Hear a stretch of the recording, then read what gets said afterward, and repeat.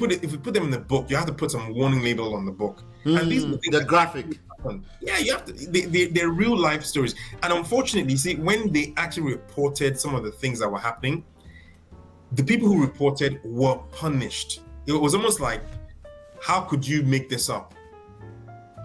That was how bad it was.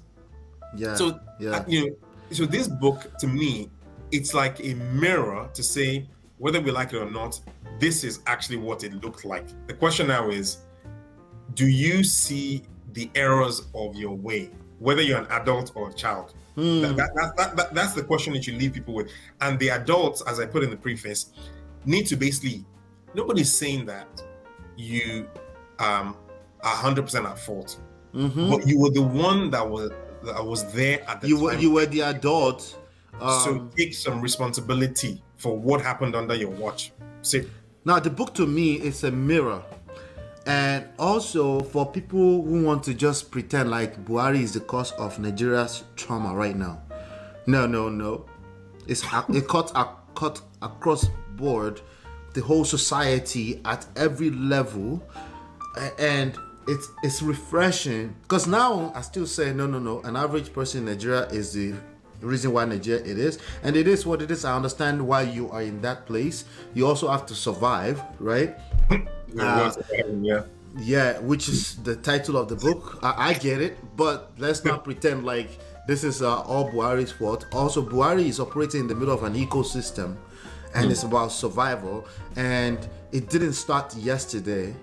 It started long before we entered GSS1. Correct. This is just a 6 years mirror. Look at yourself in the mirror. This book has, like, there's no one that will not find one thing. Yeah. Oh, by the way, if you're overseas too, you will find something you can relate with, or at least you'll be enlightened in ways beyond just what you know, because we all tend to do that. It's just what we know, and we always operate from a place of what we know, and nobody else has it as bad or as good. Either direction, right? It's always no, it's just me. No. Somebody has it worse than you. Somebody has it better than you. And the key in all of this is humility, holding yourself as a person accountable, right? Yeah. Be responsible, right? And it starts with the knowledge. We're not saying you have to make moves today to fix all of Nigeria's secondary schools. No, that's not the point. That's not the point. Yeah, I know. I completely agree with you. See, I have a friend who grew up in the US, Black American, African American lady, very good friends. She actually put a comment out on, was it Instagram, on one of the videos, and said she would not basically compare her secondary school education with ours anymore, because she could see that we were really, she didn't use the word brutalized, but there were elements of extreme discipline or whatever that we went through. And you see, when you put people under that sort of program for enough years, it becomes the standard, and the product of society from that kind of system is what it is that you see today. This is why Relay Additional's comment in the testimonial that she provided was, you look to the past and you can see why the future is the way it is, and you have to do something about the situation that you find yourself in, because if you don't do anything, you keep producing the same. So the way she put it was, she said, the young middle class that you're expecting to fix Nigeria, well, this is what they went through. So what do you expect? Yeah, my pastor's wife was just telling my wife and I some few weeks ago. She was like, oh, there's this school. I forgot what name of school, because I probably deleted the name from my head immediately. There's this school, fancy America type school in the middle of some town that, if you send your kids from here to over there, right, they will just live like they're living in America. They'll be well educated. That she regret not sending her kids. Our kids are like in the late 20s, somewhere between mid and late 20s now. And I'm like, all right, yeah, auntie, can you? Because I always try to like, tell me more about why you feel this way, and she's not the first one that will tell me that. There are people that have actually actualized that, sent their kids to schools in Nigeria in the name of they'll be well better trained.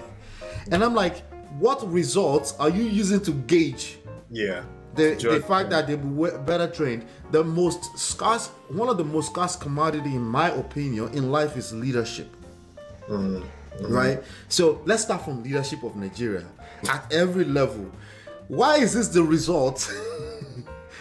that you, because I mean it's easy, because it tells me that you're stuck on culture or custom, or you want to force your kids to know how to dobale, right? How to prostrate in front of an elderly person.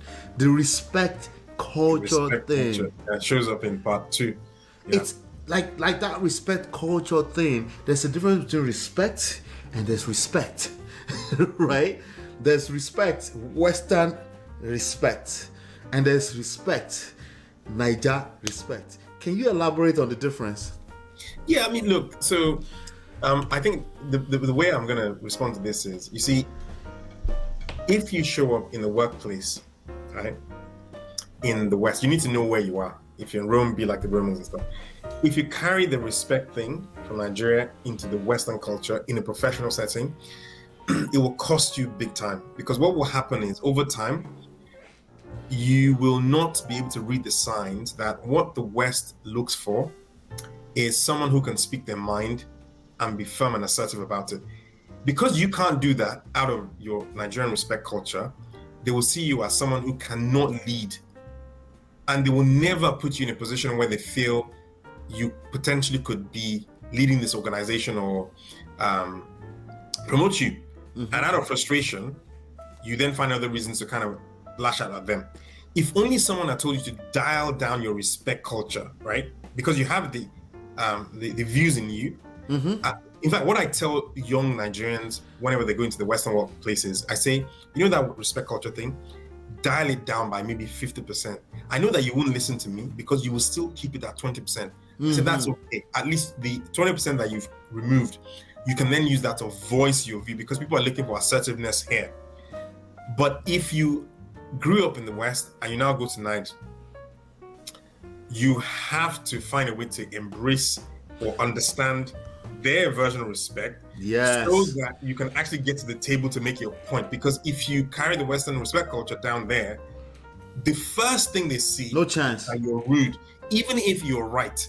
If you're 99% right, and you have a wrong respect culture, right, they will not acknowledge that you're 99.999% right. They will just say that you're 99% wrong on respect, and it's really frustrating. So you have to find a way to balance them and know which culture you're operating in.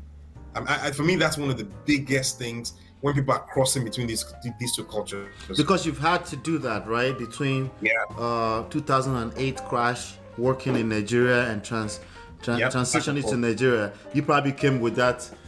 I'm English, you know. I mean, I had enough of. And then they tone you down, like what? No, I think because I've been in Nigeria for 16 years. Right. I knew enough to carry some respect thing in there. But there were times when I felt you need to drop it. So I was better able to